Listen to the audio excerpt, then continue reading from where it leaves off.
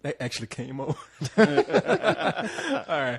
So anyway, Harold and Kumar Escape from Witch Mountain or whatever. You know, that would be a better title and a better movie. I was going to say, I'd see that movie again. Yeah, because, man, I'm disappointed with these two White Castle eating motherfuckers right here. I mean, I didn't like the first one, but I could see how that hook of these two guys just going out for some hamburgers, get caught up in all these adventures. I can see how that would work.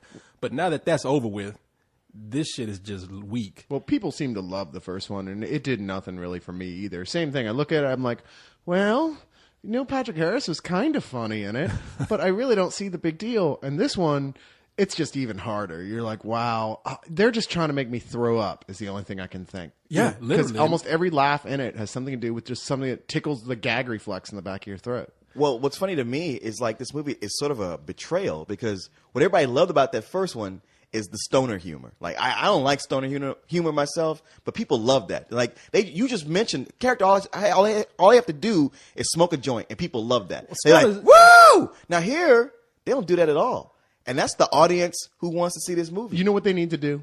They need to legalize pot just so people will stop going to see these movies. Exactly, because stoners, you know, they'll laugh at a fucking dog turd or something. I mean, they'll laugh at anything after they smoke it. They're excited because this is rebellious, though. That's the whole thing. Like, woo, fight the man. And if there's no man to fight, it's like, big deal. See, that's what they try too hard with this movie. They're trying to fight the man a little bit too hard. And because they got all this nasty humor going on. I mean, as a matter of fact, the movie opens up, and you mentioned this last time. Mm-hmm. Well, the movie opens up with a ginormous, nasty diarrhea scene, and like 10 seconds later, Kal Penn shooting himself in the face in the mouth with his own sperm. Now, does this sound like something you want to see unless you're really into twink porn? I mean, come on.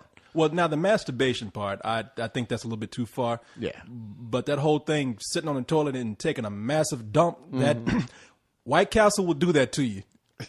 One hamburger is like putting a grenade between your ass. I mean, so you imagine eating 30 of them, that's an atomic bomb going off in your butthole.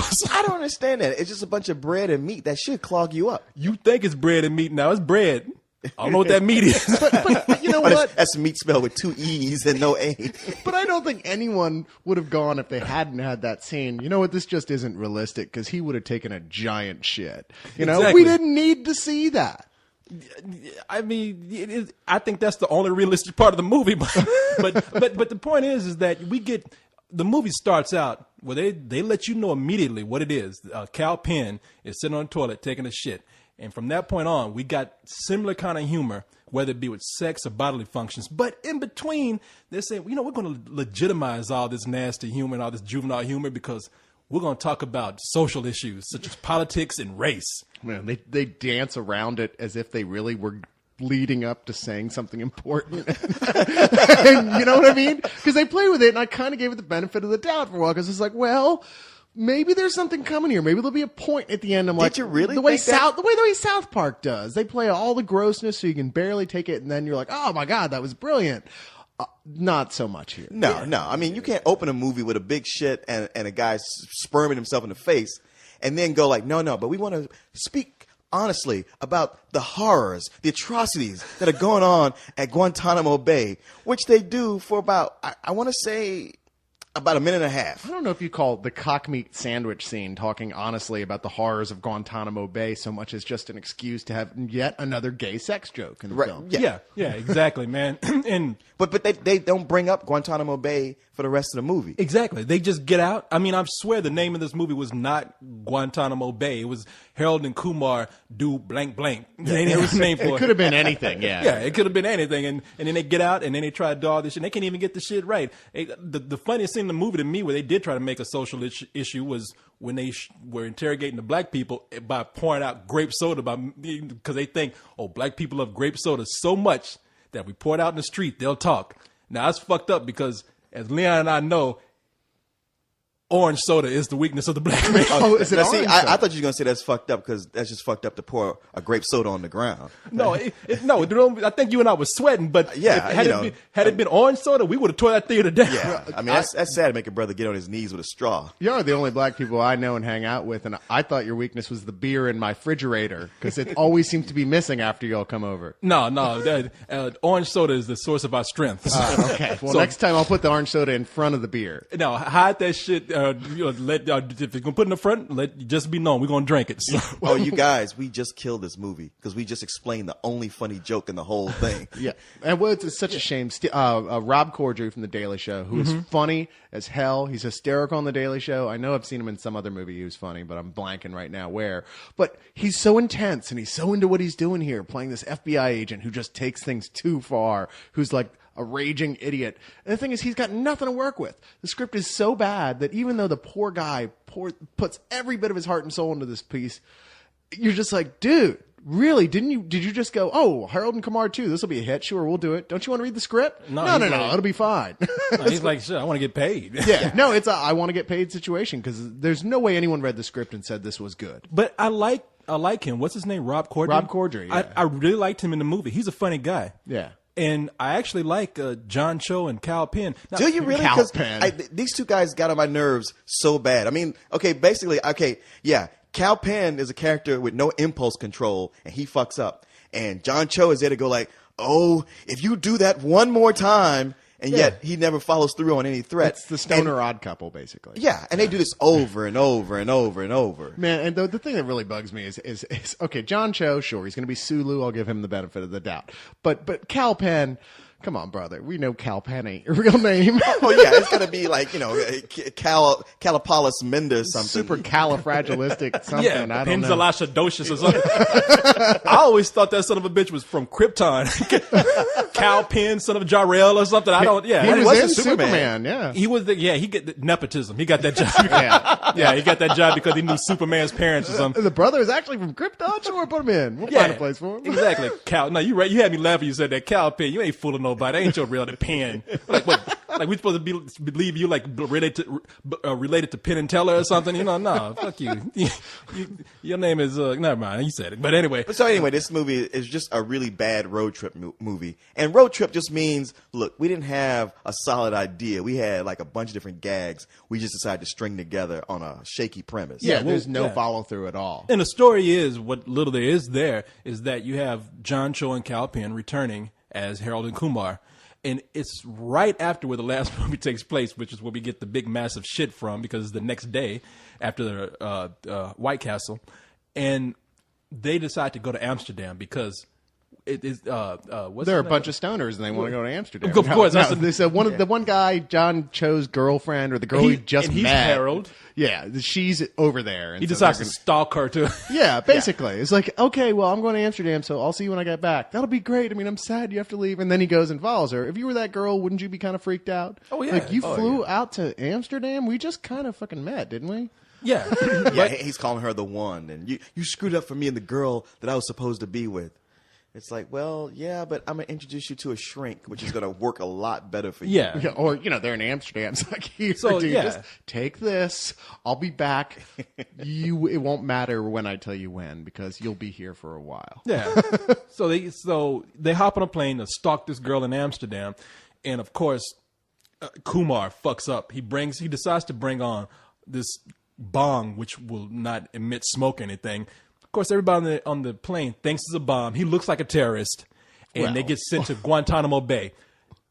Through circumstances that involves oral sex and other things, they manage to escape, and from that point on, their nasty adventures begin. Yeah, that culminate with George Bush saving the day. If that makes sense. See, that's what's funny. This movie, their movie's about fighting the man. And first off, you can't fight the man if you have a sequel. That's the total antithesis of fighting the man. That's coming into the system. And then, yeah, they hook up with George Bush and smoke out with him. Like, wow. See, I don't give a fuck about ruining the movie for anybody, because you're going to be a movie about being counterculture and sticking it to the people and raising up these social consciousness and liberal issues. And then you get to hanging out with George Bush. And what do? George Bush, who's high, by the way, delivers a little speech saying, oh, fellas, well, everything's going to be all right if you just smoke a little bit. We hearing this from fucking George Bush, man. Had George Bush been doing cocaine at the time, that would be a little more believable. right. Well, it's funny to get Timothy Bottoms to play George Bush. Who's Timothy Bottoms? He almost anything time you see somebody playing George Bush, it's almost always him. Oh, really? That show they used to do, That's My Bush. He was okay. He was the guy. It's just, but you don't recognize him because they put all this really bad makeup on him this time. Like they try to make him look more like Bush than he naturally does. And it just made him look less like Bush. Yeah, but he looks really fucked up. Like he bought a Halloween mask and stuck it on with spirit gum, and it started to peel. And the doctor told him, like, look, dude, the best thing to do is just let it peel off naturally.